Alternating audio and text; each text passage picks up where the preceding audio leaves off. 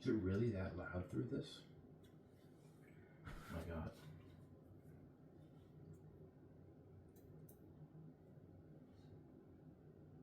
Ender's Game by Orson Scott Card. Chapter 1, Third. I've watched through his eyes, I've listened through his ears, and tell you he's the one, or at least as close as we're going to get. That's what you said about the brother. The brother tested out impossible, for other reasons, nothing to do with his ability. Same with the sister, and there are doubts about him. He's too malleable, too willing to submerge himself in someone else's will. Not if the other person is his enemy. So what should we do? Surround him with enemies all the time? If we have to. I thought you said you liked this kid. If the buggers get him, they'll make me look like his favorite uncle. All right, we're saving the world after all. Take him. The monitor lady smiled very nicely and tousled his hair and said, Andrew, I suppose by now you're just absolutely sick of having that horrid monitor. Well, I have good news for you. That monitor is going to come out today. We're going to just take it right out, and it won't hurt a bit. Ender nodded. It was a lie, of course, that it wouldn't hurt a bit. But since adults always said it when it was going to hurt, he could count on that statement as an accurate prediction of the future. Sometimes lies were more dependable than the truth. So if you'll just come over here, Andrew, just sit right up here on the examining table. The doctor will be in to see you in a moment. The monitor gone. Andrew tried to imagine the little device missing from the back of his neck. I'll roll over on my back in bed and it won't be pressing there. I won't feel it tingling and taking up the heat when I shower. And Peter won't hate me anymore. I'll come home and show him that the monitor's gone and he'll see that I didn't make it either.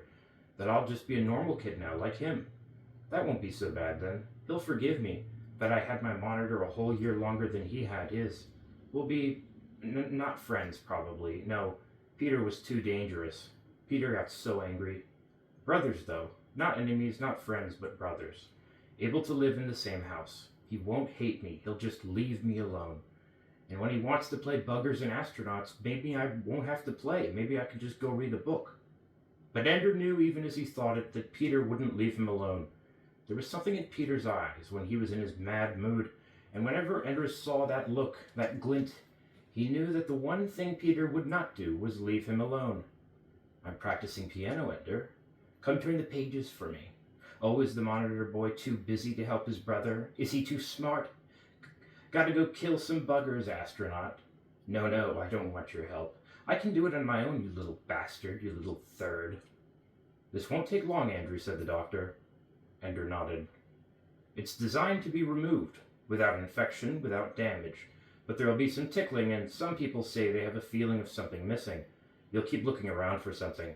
Something you were looking for, but you can't find it, and you can't remember what it was. So I'll tell you.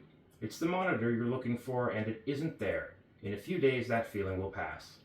The doctor was twisting something at the back of Ender's head. Suddenly a pain stabbed through him like a needle from his neck to his groin. Ender felt his back spasm, and his body arched violently backward. High head struck the bed. He could feel his legs thrashing. His hands were clenching each other, wringing each other so tightly that they ached. Dee Dee, shouted the doctor, I need you. The nurse ran in and gasped. Gotta relax these muscles. Get it to me now. What are you waiting for? Something changed hands Ender could not see. He lurched to one side and fell off the examining table. Catch him, cried the nurse. Just hold him steady. You hold him, doctor. He's too strong for me. Not the whole thing. You'll stop his heart. Ender felt a needle enter his back, just above the neck of his shirt. It burned, but wherever in him the fire spread, his muscles gradually unclenched. Now he could cry for the fear and pain of it. Are you all right, Andrew? The nurse asked. Andrew could not remember how to speak. They lifted him onto the table. They checked his pulse, did other things. He did not understand it all. The doctor was trembling. His voice shook as he spoke. They leave these things in the kids for 3 years. What do they expect? We could have switched him off. Do you realize that? We could have unplugged his brain for all time. When does the drug wear off? Asked the nurse. Keep him here for at least an hour. Watch him. If he doesn't start talking in 15 minutes, call me. Could have unplugged him forever. I don't have the brains of a bugger. He got back to Miss Pumphrey's class only 15 minutes before the closing bell. He was still a little unsteady on his feet. Are you all right, Andrew? Asked Mrs. Pumphrey. He nodded. Were you ill? He shook his head. You don't look well. I'm okay. You better sit down, Andrew. He started toward his seat, but stopped. Now what was I looking for? I can't think what I was looking for. Your seat is over there, Miss Pumphrey said. He sat down, but it was something else he needed, something he had lost. I'll find it later. Your monitor, whispered the girl behind him. Andrew shrugged. His monitor, she whispered to the others. Andrew reached up and felt his neck. There was a Band-Aid. It was gone. He was just like everybody else now. Washed out, Andy? Asked a boy who sat across the aisle behind him. Couldn't think of his name. Peter. No, that was someone else. Quiet, Stilson, said Miss Pumphrey. Stilson smirked. Miss Pumphrey talked about multiplication. Ender doodled on his desk, drawing contour maps of mountainous islands, and then telling his desk to display them in 3 dimensions from every angle. The teacher would know, of course, that he wasn't paying attention, but she wouldn't bother him. He always knew the answer, even when she thought he wasn't paying attention. In the corner of his desk, a word appeared and began marching around the perimeter of the desk. It was upside down and backward at first, but Ender knew what it said long before it reached the bottom of the desk and turned right side up. Third. Ender smiled. He was the one who had figured out how to send messages and make them march. Even as his secret enemy called him names, the method of delivery praised him. It was not his fault he was a third. It was the government's idea. They were the ones who authorized it. How else could a third like Ender have got into school? And now the monitor was gone. The experiment entitled Andrew Wiggin hadn't worked out all after all. If they could, he was sure they would like to rescind the waivers that had allowed him to be born at all. Didn't work, so erase the experiment. The bell rang. Everyone signed off their desks, or hurriedly typed in reminders to themselves. Some were dumping lessons or data into their computers at home. A few gathered at the printers, while something they wanted to show was printed out. Ender spread his hands over the child-sized keyboard near the edge of the desk and wondered what it would feel like to have the hands as large as a grown-up's. They must feel so big and awkward, thick, stubby fingers and beefy palms. Of course, they had bigger keyboards, but how could their thick fingers draw a fine line the way Ender could? A thin line so precise that he could make it spiral 79 times from the center of the edge to the edge of the desk without the lines ever touching or overlapping. It gave him something to do while the teacher droned on about arithmetic. Arithmetic. Valentine had taught him arithmetic when he was 3. Are you all right, Ender? Yes, ma'am. You'll miss the bus. Ender nodded and got up. The other kids were gone. They would be waiting, though. The bad ones. His monitor wasn't perched on his neck, hearing what he heard and seeing what he saw. They could say what they liked. They might even hit him now. No one could see anymore, and no one would come to Ender's rescue. There were advantages to the monitor, and he would miss them. It was Stilson, of course. He wasn't bigger than most other kids, but he was bigger than Ender, and he had some others with him. He always did. Hey, Third. Don't answer. Nothing to say. Hey, Third, we're talking to you. Third. Hey, Bugger Lover, we're talking to you.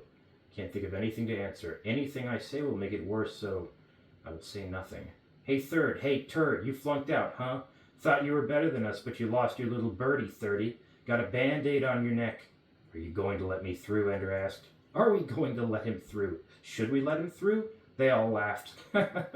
Sure, we'll let you through. First, we'll let your arm through, then your butt through, then maybe a piece of your knee.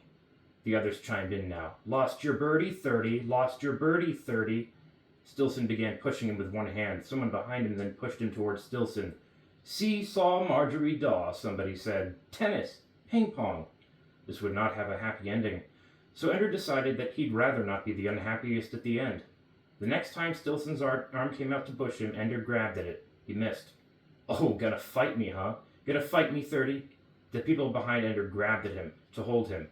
Ender did not like laughing, but he laughed. You mean it takes this many of you to fight 1/3? We're people, not thirds, turd face. You're about as strong as a fart. But they let go of him. And as soon as they did, Ender kicked out, high and hard, catching Stilson square in the breastbone. He dropped. It took Ender by surprise. He hadn't thought to put Stilson on the ground with one kick. It didn't occur to him that Stilson didn't take a fight like this seriously, that he wasn't prepared for a truly desperate blow. For a moment, the others backed away and Stilson lay motionless. They were all wondering if he was dead. Ender, however, was trying to figure out a way to forestall vengeance, to keep them from taking him in a pack tomorrow. I have to win this now, and for all time, or I'll fight it every day, and it will get worse and worse. Ender knew the unspoken rules of manly warfare, even though he was only 6. It was forbidden to strike the opponent who lay helpless on the ground. Only an animal would do that. So Ender walked to Stilson's supine body and kicked him again, viciously, in the ribs. Stilson groaned and rolled away from him. Ender walked around him and kicked him again, in the crotch. Stilson could not make a sound. He only doubled up and tears streamed out of his eyes. Ender looked at the others coldly. You might be having some idea of ganging up on me. You could probably beat me up pretty bad, but just remember what I do to people who try to hurt me. From then on, you'd be wondering when I'd get you and how bad it would be. He kicked Stilson in the face. Blood from his nose splattered the ground nearby. It wouldn't be this bad, Ender said. It would be worse. He turned and walked away. Nobody followed him. He turned a corner into the corridor leading to the bus stop. He could hear the boys behind him saying, "Geez, look at him, he's wasted." Ender leaned his head against the wall of the corridor and cried until the bus came. I am just like Peter. Take my monitor away, and I am just like Peter.